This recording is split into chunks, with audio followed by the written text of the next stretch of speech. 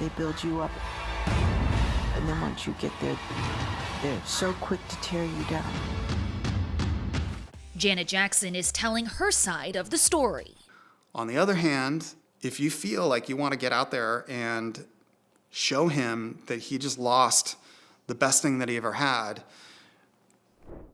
After keeping quiet for quite a while, Janet Jackson has decided it's high time to make her voice heard. She's addressing a topic that's been simmering in the background: Justin Timberlake's role in the tribulations faced by Britney Spears. What makes this even more captivating is that Justin seems to be riding a wave of global approval. This revelation coincides with Britney Spears' recent book release, The Woman in Me, in which she fearlessly bared it all about her past relationship with Justin. She shared some jaw-dropping confessions about how he negatively affected her life and career.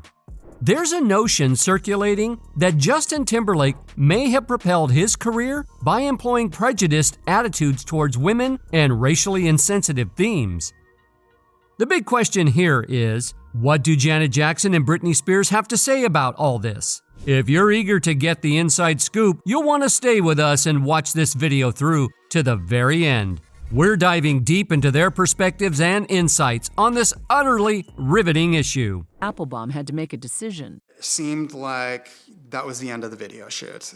For quite some time, Britney Spears has faced criticism because of Justin Timberlake. But there's a side of Justin's career that hasn't received as much attention. It's about his alleged contributions to misunderstandings and hurtful dynamics, especially in his dealings with female artists like Janet Jackson. Finally, Britney and Janet Jackson have decided they've had enough. Janet Jackson is now openly addressing Justin for the various wrongdoings attributed to him over the years. Britney Spears is spilling the beans in her recently released book, The Woman in Me, where she reveals the details of her tumultuous relationship with Justin that ended in 2002. The breaking point was when Justin found out about Britney's unfaithfulness with choreographer Wade Robson. What's interesting is that Justin had always portrayed Britney as the villain, but her side of the story is much more complicated. In her book, Britney talks about how Justin chose to end their relationship with a blunt text message that simply said, "It's over." This message arrived just minutes before Britney was set to film the music video for her song, Overprotected, specifically the Dark Child remix. While one might argue that Justin didn't owe her an elaborate breakup, it's crucial to know that Britney wasn't without her reasons. She emphasizes that Justin had also had his own romantic encounters before, which he conveniently left out when discussing their relationship. According to Britney, Justin had his own romantic involvements, including with singer Nicole Appleton and perhaps even Christina Aguilera. Britney wrote about feeling devastated about the breakup, saying she was comatose in Louisiana and he was happily running around Hollywood. The director of the music video, Chris Applebaum, later revealed that when Britney received Justin's breakup text, he found her sitting on the floor with her makeup smeared from crying, too heartbroken to do anything else. Despite his own involvement in the messy affair, Justin decided to make the most of the breakup by portraying himself as the victim and Britney as the one in the wrong. His first move was to release the song Cry Me a River, which became one of the biggest hits of his career as a solo artist after leaving NSYNC. But that wasn't enough for Justin. He also launched a campaign to tarnish Britney's reputation every chance he got. I'd like to think that at first he'll date a popular female singer. Publicly, they'll claim to be virgins, but privately, he hid it. Remember that famous interview with Barbara Walters, where Justin Timberlake brought his mom to talk about how sad and heartbroken Britney Spears had made him? I cried with him and said, it'll be okay. Tomorrow I'll come. I just want him to be happy. He was heartbroken. Sure enough, Justin went on to criticize Britney for her decision not to abstain from her premarital intimacy. However, a year later, he took pride in being the first man Britney ever slept with. It's quite a turnaround, isn't it? Britney also revealed that in 2000, while she and Justin were dating, she was put in a difficult situation where she had to undergo an abortion because Justin wasn't prepared to become a parent. At the time, she was only 19, and having an abortion went against her beliefs. If it were solely up to her, she would have chosen not to go through with it.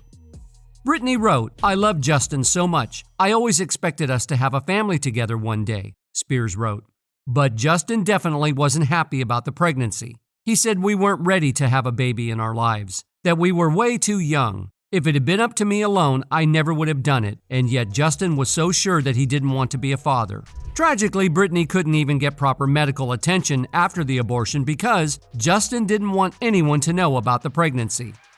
She had to handle it at home, using abortion pills, an experience she described as one of the most traumatic events in her life. Yet Justin continued to campaign to discredit Britney because she had broken his heart back in 2006 when he was named GQ's Man of the Year. He said she had many opportunities to defend him but chose not to, which added to the tension between them. Justin's way of fighting back against Britney was, well, not exactly the high road. He resorted to mocking Britney during a time when she was struggling with her mental health, from calling her a Madonna imitator to giving her unsolicited advice to stop drinking, and even bragging about their past intimate encounters. He left no stone unturned. It's quite astonishing to see how much Justin seemed to enjoy throwing Britney under the bus. And we wouldn't have known as much about this tendency of his if Britney hadn't spoken out. Britney's shocking revelations have prompted the public to take a closer look at Justin's relationship with Janet Jackson. This scrutiny has shown that Justin mistreats women and, additionally, has a history of appropriating elements from black culture. It's not unwarranted when people claim that Justin has a habit of appropriating black culture. His first solo album featured substantial contributions from black artists like Pharrell Williams, Timberland, and Brian McKnight. This album's success attracted a more diverse urban crowd to Justin Timberlake, effectively propelling him into the realm of an R&B star. He even embraced the look and style, sporting braided hair and aligning with the fashion and vibe in 2004. Then came the infamous Super Bowl performance alongside Janet Jackson, which would go down as a career-changing moment, but not for the better. This performance, now popularly known as Nipplegate, was marred by Janet's wardrobe malfunction.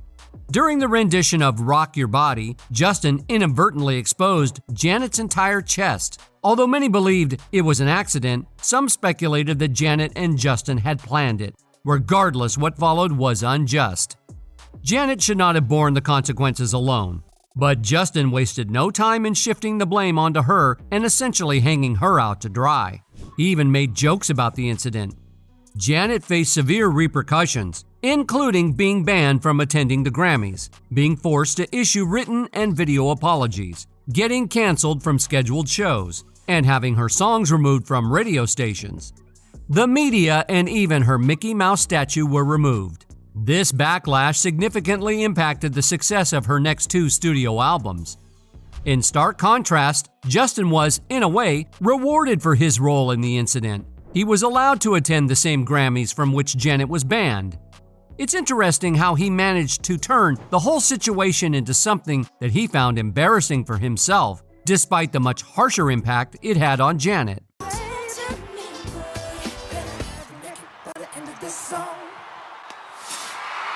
Choose your music.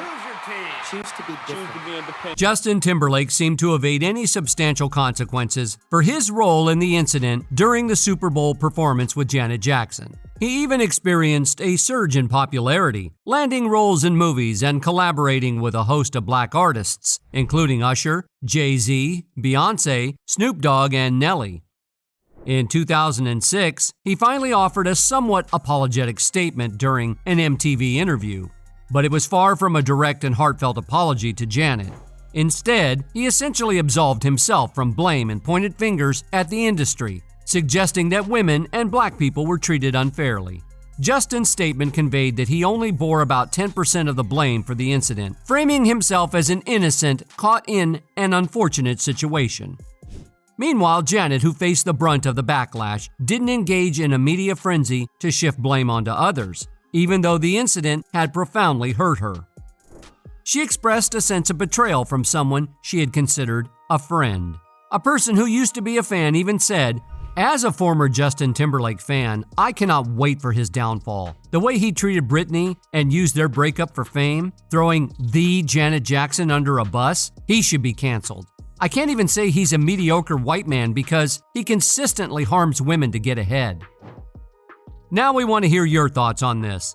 Please share your opinions below, and don't forget to subscribe and watch our next video for more Hollywood gossip that you didn't know you needed.